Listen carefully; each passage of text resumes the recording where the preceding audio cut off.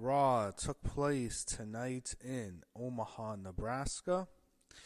We had Io Sky and Roxanne Perez arriving to start the show, and all I'm thinking is I bet they're still sad that their friends got let go.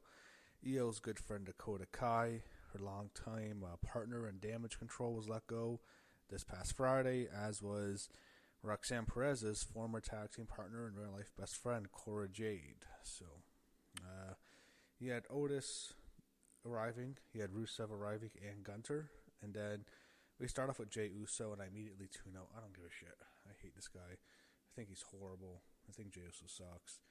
Heyman interrupts him. Jay's just totally out of breath. He's blown up.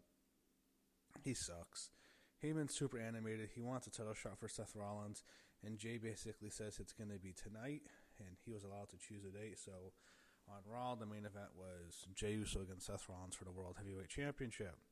You had Penta come out, and then you had Paul Heyman and Seth Rollins gloat about getting Jay to fall for it. And Heyman's he's talking to Braun, it seems like, for an eternity, and it will never end. It takes forever to finish. You got Penta against JD McDonough. Penta won with the Mexican Destroyer. Very good matchup here. Solid Penta match. Grayson Waller asks Adam Pearce backstage for a match, and then Austin Theory wants a singles match, and Waller sets up where Theory gets the match, but they don't know who it's going to be. And obviously, it's going to be someone very difficult for Austin Theory to beat. He had Kathy Kelly interviewing Karrion Kross and Scarlett in front of the live crowd at the break. He cut a good promo. It's just he's not getting any TV time. It's a weird thing with Kross. Then he had Austin Theory taking on Sheamus. Sheamus won. After the match, Waller was laughing at Theory. All I'm thinking is I want to see Sheamus finally finish his story and become Intercontinental Champion. That's what he always wanted. You have Dom and Penta announced for Backlash. You had JD upset with the Judgment Day backstage over his loss. AJ Styles shows up. He says he wants a shot at the Intercontinental title. Dom asks Finn to take care of AJ. So I guess AJ is supposed to face the winner of Penta and Dom. We'll see what happens there. New Day backstage was talking to Chad Gable. And as they are, Becky Lynch just walks right past him and heads to the ring. Becky's in the ring.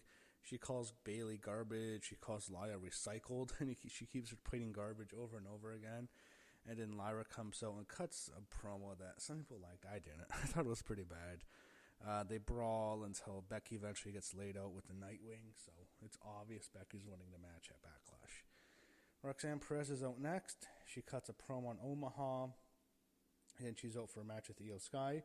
Very good matchup here. Really enjoyed their chemistry. They work really well together. They have the similar body types. I think that works. Roxanne is very good, and Io, I think, is the best female wrestler in the company. So Io won, as she should have. After the match, Roxanne Perez and Julia beat down Io Sky, so they left her laying. No one came out to help Io. Her good buddy, Dakota Kai, was let go, so we know that. And then Asuka still recovering from injury, as is Kairi Sane. I expect we should see Kairi back. Part of me was thinking Kairi would come out and make the save, but then it's set up next week that Io Sky is going to team up with Rhea Ripley to take on Roxanne Perez and Julia next week on Raw. By the way, for Julia, they announced that she's on NXT, so they're saying she's an NXT star, even though it feels like she's a regular. I want to see her in NXT because I want to see her have a long-term feud with Stephanie Vaquer for the NXT Women's Championship, and Vaquer is obviously back in NXT. There was no mention of her on Raw tonight. We didn't see her. But Julia, I just kind of prefer to see her on NXT still right now. But at least they're letting us know who she is at least. But Io won, and as I mentioned, Roxanne and Julia beat her up after the match. Rusev against Otis. I thought this was funny. This was okay here. I actually kind of like this. I thought this was a good showcase for Rusev. He beats the shit out of Otis, and then he wins with the accolade. But instead of letting him go, he keeps the accolade locked in on Otis, and it goes on for a while. He will not let this guy go. After Otis is tapped out, the bell's ringing.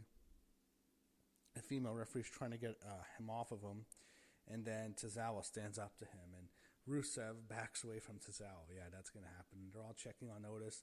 Rusev then comes in, slams Tozawa onto Otis, and then he beats up Otis more, beats his ass, rips his shirt off to embarrass him, puts him back in the accolade, and Otis is just destroyed. Rusev eventually leaves the ring, and then at the break they're helping Otis to the back. They're making it very dramatic. Otis just gets demolished by Rusev.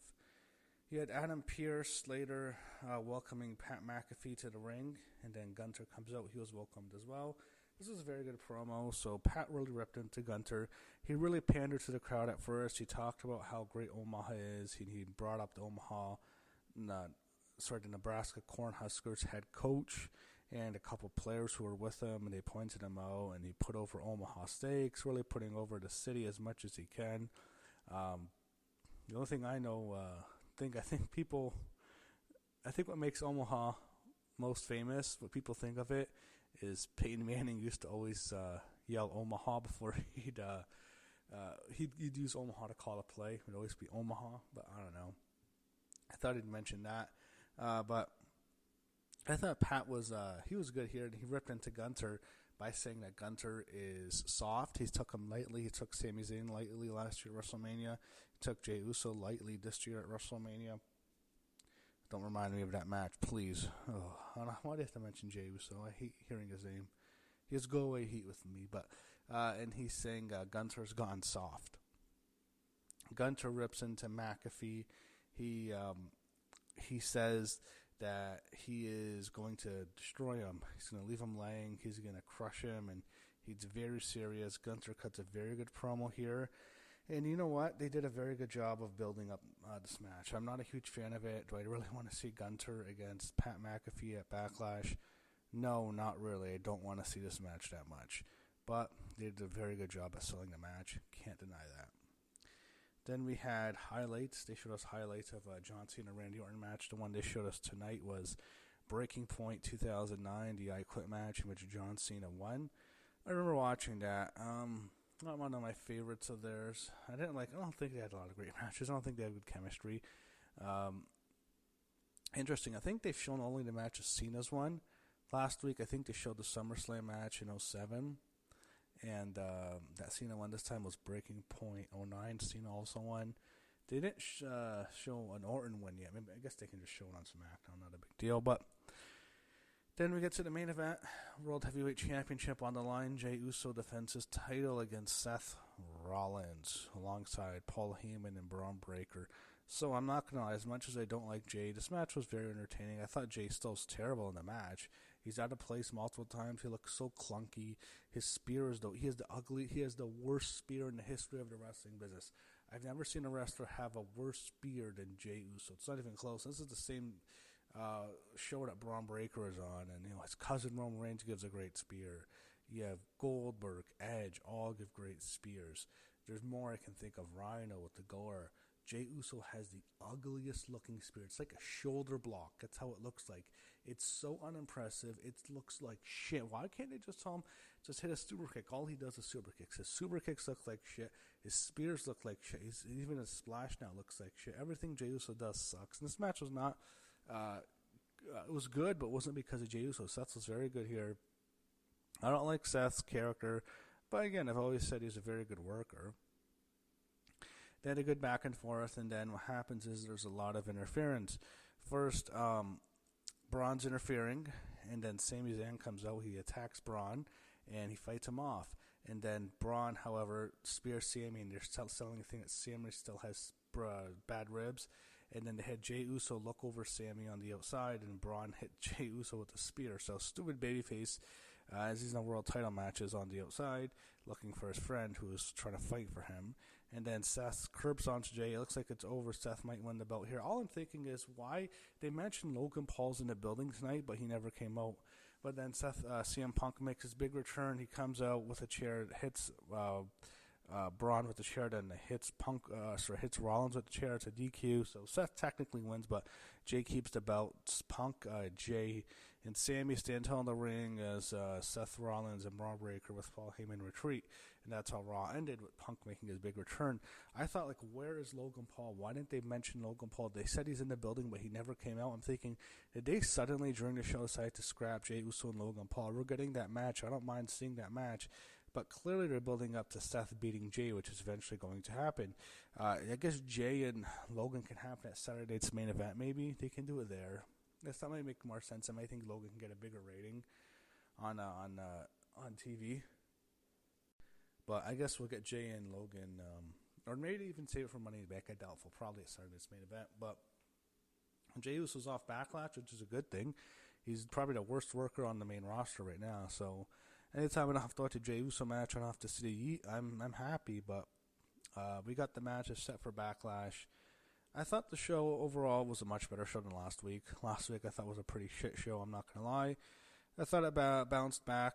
It was some good stuff here. It was a memorable show. Good matches, good wrestling, good returns, good angles here. So overall, I enjoyed Raw tonight. And this was also, worth mentioning, the go-home show to Backlash, which takes place this Saturday in St. Louis, Missouri. So I'll have my predictions up later this week, and we'll see. I have to say, if